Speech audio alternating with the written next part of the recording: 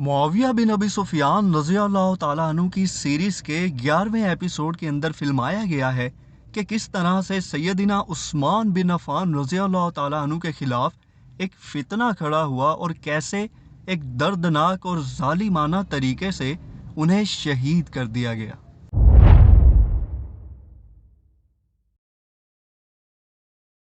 मुआविया रज़ी अल्लाह ताला अन्हु की सीरीज़ का 11वां एपिसोड यहाँ से शुरू होता है कि सैयदना उस्मान बिन अफ़ान रज़ी अल्लाह ताला अन्हु बैठे होते हैं। इनके साथ इमाम अली अलैहिस्सलाम मौजूद होते हैं और ये लोग उन लोगों के बारे में बात कर रहे होते हैं जिन्होंने मदीना के बाहर पड़ाव किया हुआ था।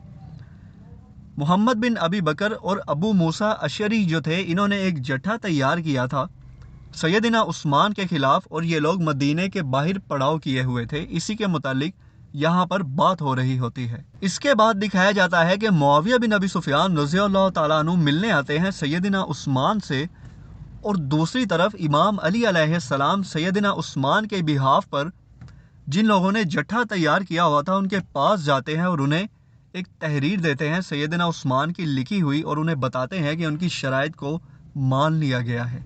तो वो लोग वो तहरीर पढ़ने के बाद अल्लाह अकबर के नारे लगाने लगते हैं।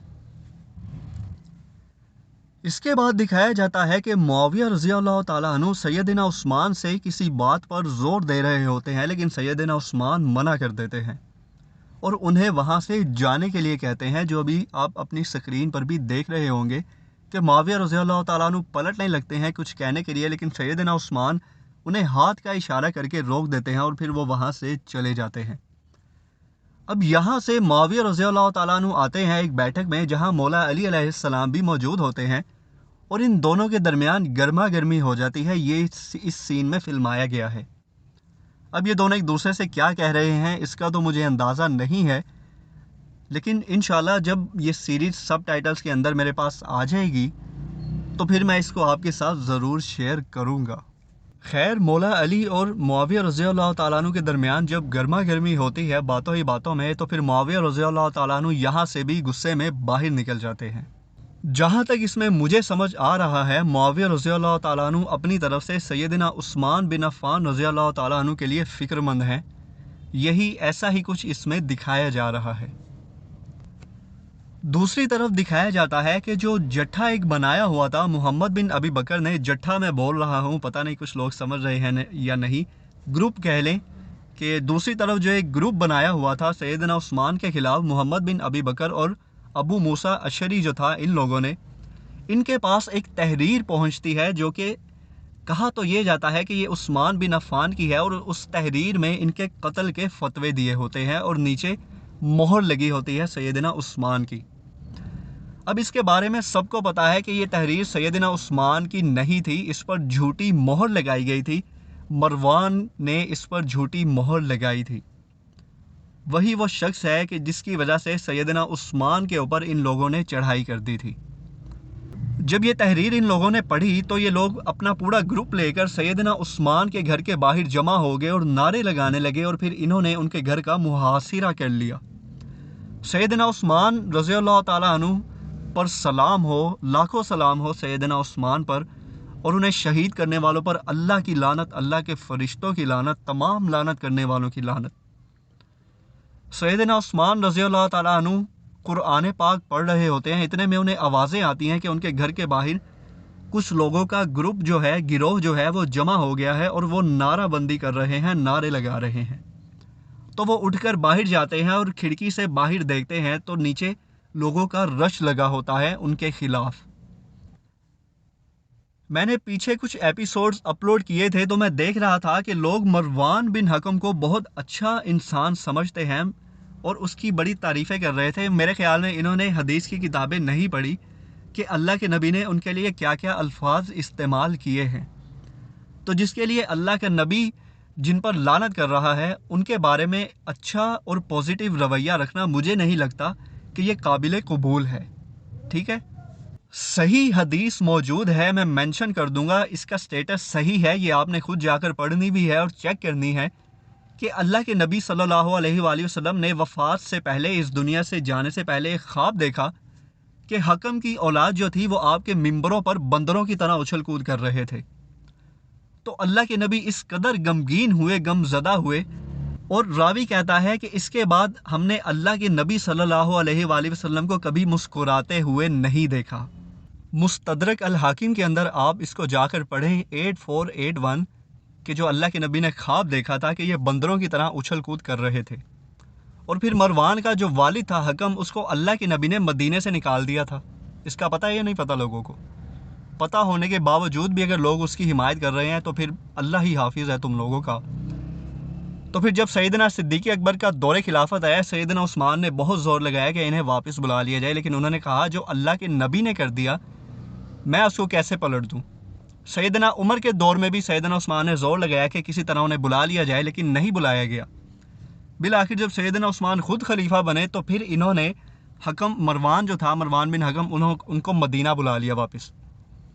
جن لوگوں کو اللہ کے نبی نے نکال دیا تھا انہیں بلانے کا تک نہیں بنتا تھا، لیکن سیدنا عثمان بن عفان رضی اللہ تعالیٰ عنہ کی ایک نرم دلی والی طبیعت تھی اپنے رشتہ داروں کے لیے، اور یہی آگے جا کر انہیں لے ڈوبی تھی۔ ابھی بھی اگر مروان کے لیے کوئی شک رہ گیا ہو تو صحیح مسلم 177، صحیح مسلم 177 آپ پڑھ لینا۔ اللہ کے نبی عید کا خطبہ جو تھے وہ بعد میں دیا کرتے تھے، تو اس نے وہ پہلے دینا شروع کر دیا۔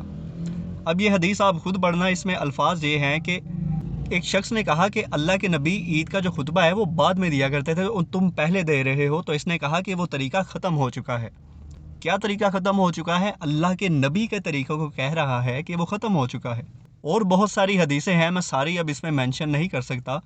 خیر، اس کے بعد وہ جو لوگ تھے جو سیدنا عثمان کے گھر کے باہر جمع ہو گئے تھے آ کر ان کی مخالفت میں، وہ رات بھر وہی کھڑے رہے۔ اگلے دن سیدنا عثمان بن عفان اپنے گھر سے نکلے، آپ کے ساتھ مولا علی علیہ السلام بھی موجود تھے۔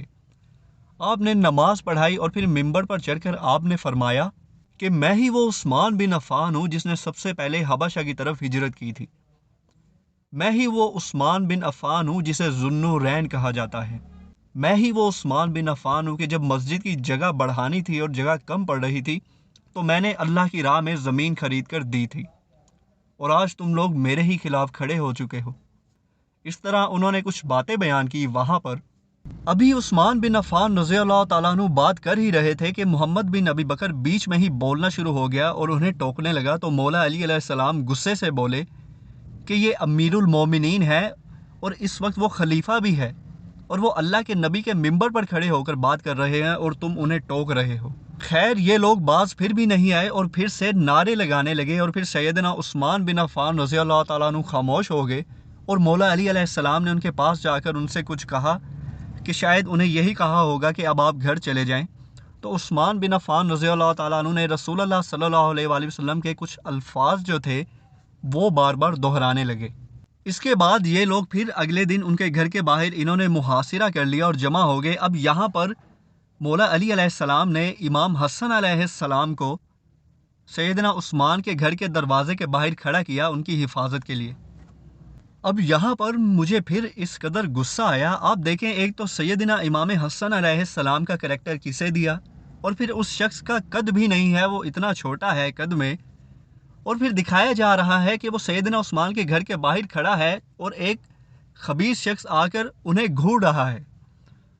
مطلب سبحان اللہ، سعودیہ والوں کو کچھ شرم کرنی چاہیے تھی۔ ان سے اچھی سیریز تو قطر نے بنا دی تھی کہ معاویہ اور حسن ابن الحسین، معاویہ اور حسن حسین ایک سیریز ہے قطر والوں نے جو بنائی تھی، اس میں جو امام حسن علیہ السلام کو فلمایا گیا وہ اس شخص سے لاکھ گنا بہتر تھا۔ مجھے نہیں پتا کہ سعودیہ والے ایسا کیوں کر رہے ہیں، اگر تو یہ بغض اہل بیت کے اندر یہ سب کر رہے ہیں تو یہ بہت ہی غلط بات ہے۔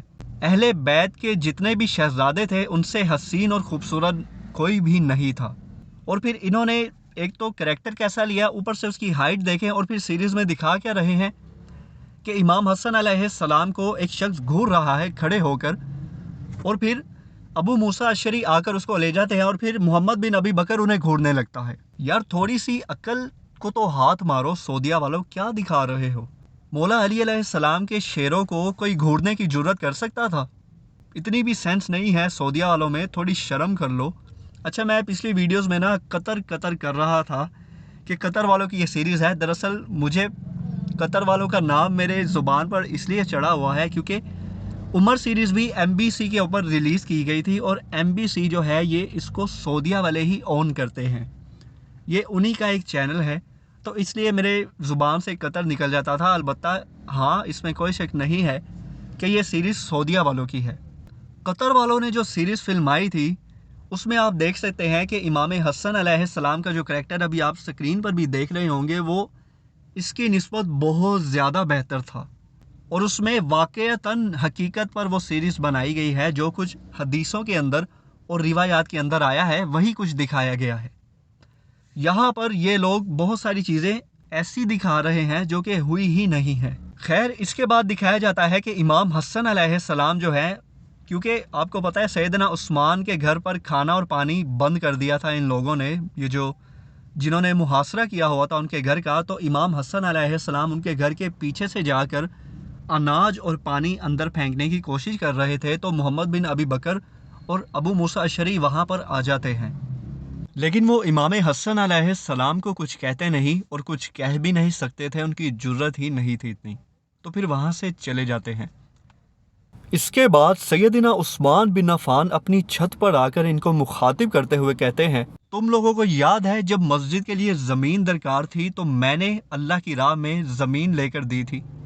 تم لوگوں کو یاد ہے مدینہ کے پاس ایک کنواں تھا، جبکہ تم لوگ پانی کے لیے باہر جاتے تھے تو میں نے وہ کنواں خرید کر اللہ کی راہ میں دیا تھا، اور آج تم لوگ میرا ہی پانی بند کر رہے ہو؟ تو یہ کچھ دردناک باتیں ہیں جو کہ میں بیان نہیں کر سکتا، یہ آپ پڑھ لیجئے گا، موجود ہیں ساری سیدنا عثمان کی بائیوگرافی میں۔ اور ان لوگوں کو پھر بھی شرم نہیں آئی کہ سیدنا عثمان خود آ کر ان سے کہہ رہے تھے کہ میں نے یہ کیا ہے اور تم لوگ میری ہی جان کے دشمن بنے ہوئے ہو۔ خیر، اس کے بعد وہ واپس اندر چلے جاتے ہیں، لیکن وہ لوگ وہیں پر ڈٹے ہوتے ہیں۔ اس کے بعد آخر میں دکھایا جاتا ہے کہ سیدنا عثمان بن عفان رضی اللہ تعالیٰ عنہ کے گھر کے اندر داخل ہونے میں کچھ لوگ کامیاب ہو جاتے ہیں۔